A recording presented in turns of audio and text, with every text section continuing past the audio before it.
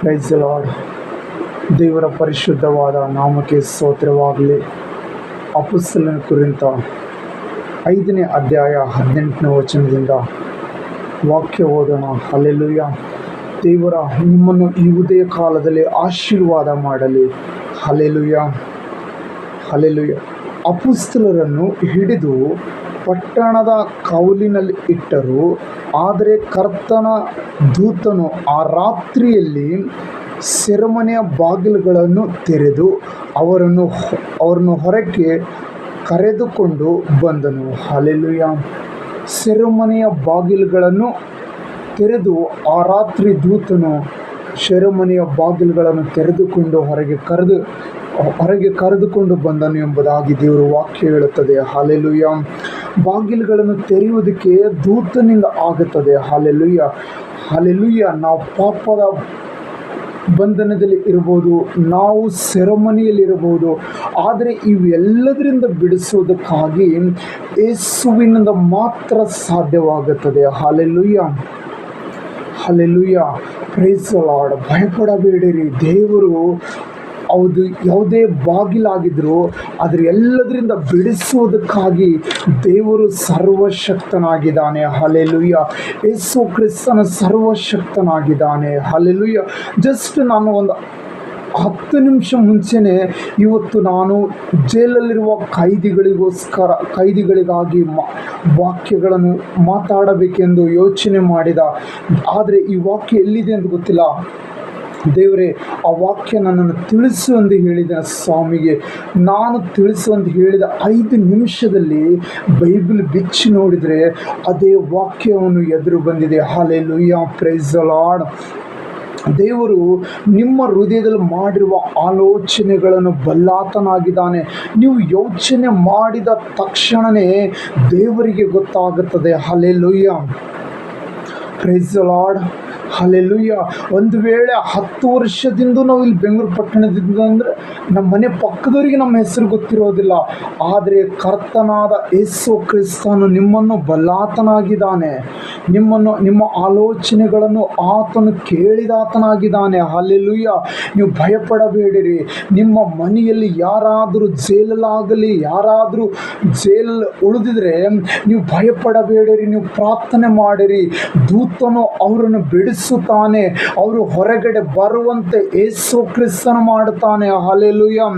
ನೀವು ಹೋಗಿ ಆ ಪೊಲೀಸರಿಂದಾಗಲಿ, ಆ ವಕೀಲಗಳಿಂದಾಗಲಿ ಸುತ್ತಾಡೋದನ್ನು ಬಿಟ್ಟು ಕರ್ತನಾದ ಯೇಸು ಕ್ರಿಸ್ತನ ನಾಮದಲ್ಲಿ ಪ್ರಾರ್ಥನೆ ಮಾಡಿರಿ. ಹಲ್ಲೆಲೂಯಾ. ನೀವು ಪ್ರಾರ್ಥನೆ ಮಾಡುವಾಗ ಜೈಲಲ್ಲಿರುವಂಥ ನಿನ್ನ ಮಗನಾಗಲಿ, ನಿನ್ನ ಮಗಳಾಗಲಿ, ನಿನ್ನ ಗಂಡನಾಗಲಿ, ನಿನ್ನ ಸ್ವಂತದವರಾಗಲಿ ಅವರಿಗೆ ಬಿಡುಗಡೆ ಆಗೋದಕ್ಕಾಗಿ ಯೇಸು ಸಹಾಯ ಮಾಡುತ್ತಾನೆ. ರಾತ್ರಿ ಬಂದು ದೂತನು ಮಾತಾಡುತ್ತಾನೆ. ಇಲ್ಲಿ ದೇವರ ವಾಕ್ಯದಲ್ಲಿ ನಾವು ನೋಡುತ್ತೇವೆ, ಆ ರಾತ್ರಿ ದೂತನು ಬಂದು ಅವರನ್ನು ಬಿಡುಗಡೆ ಮಾಡಿದನು. ಹಲ್ಲೆಲೂಯಾ. ಪೌಲ ಸೀಲನನ್ನು ಬಿಡುಗಡೆ ಮಾಡಿದನು. ಯೇಸುವಿಗೆ ಸ್ತೋತ್ರವಾಗಲಿ. ಹಲ್ಲೆಲೂಯಾ.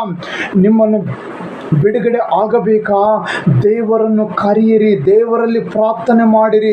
ಸ್ವಾಮಿ, ಪರಿಶುದ್ಧ ಆತ್ಮನೇ ಪೌಲ ಸೀಲನನ್ನು ಬಿಡುಗಡೆ ಮಾಡಿದ ಹಾಗೆ ನನ್ನ ಮಗನನ್ನು ಬಿಡುಗಡೆ ಮಾಡು, ನನ್ನ ಮಗಳನ್ನು ಬಿಡುಗಡೆ ಮಾಡು, ನನ್ನ ಗಂಡನನ್ನು ಬಿಡುಗಡೆ ಮಾಡು ಎಂದು ನೀವು ಕೇಳುವಾಗ ಪರಿಶುದ್ಧ ಆತ್ಮದಿಂದ ನಿಮಗೆ ಉತ್ತರ ಬರುತ್ತದೆ. ಹಲ್ಲೆಲೂಯಾ.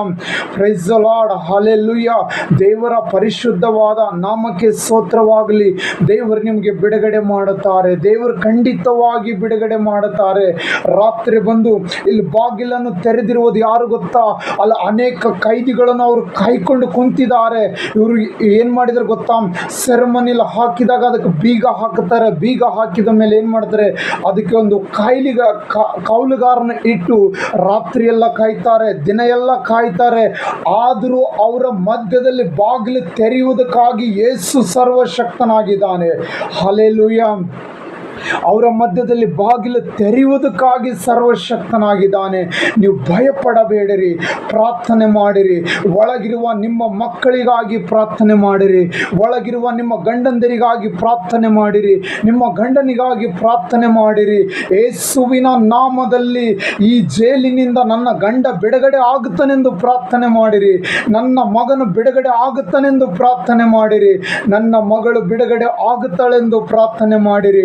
ಯೇಸುವಿನ ನಾಮದಲ್ಲಿ ದೇವದೂತನು ಬಂದು ಬಿಡಿಸುವುದಕ್ಕಾಗಿ ಸರ್ವಶಕ್ತನಾಗಿದ್ದಾನೆ. ಹಲ್ಲೆಲೂಯಾ.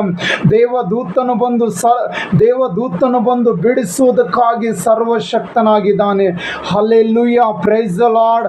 ಜೈಲಿಂದ ಬಿಡುಗಡೆ ಆಗುತ್ತದೆ, ಖಂಡಿತವಾಗಿ ಬಿಡುಗಡೆ ಆಗುತ್ತದೆ. ನಿಮ್ಮ ಮಕ್ಕಳನ್ನು ಬಿಡುಗಡೆ ಆಗಿ ಬಂದು ಹೊರಗೆ ಬಂದು ದೊಡ್ಡ ಪ್ರವಾದಿಯಾಗಿ ಸೇವೆ ಮಾಡುವಂಥ ಮಕ್ಕಳಾಗುತ್ತಾರೆ.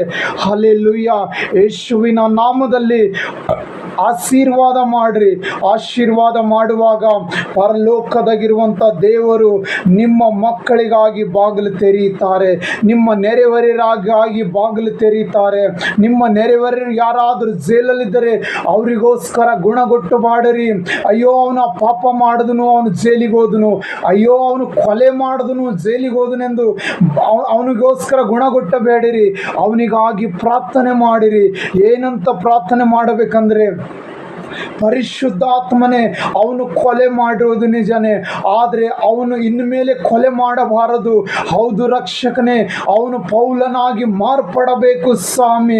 ಸೌಲನು ಪೌಲನಾಗಿ ಯಾವ ರೀತಿ ಮಾರ್ಪಟ್ಟಿದನೋ ಆ ರೀತಿ ಮಾರ್ಪಡಬೇಕು ಸ್ವಾಮಿ.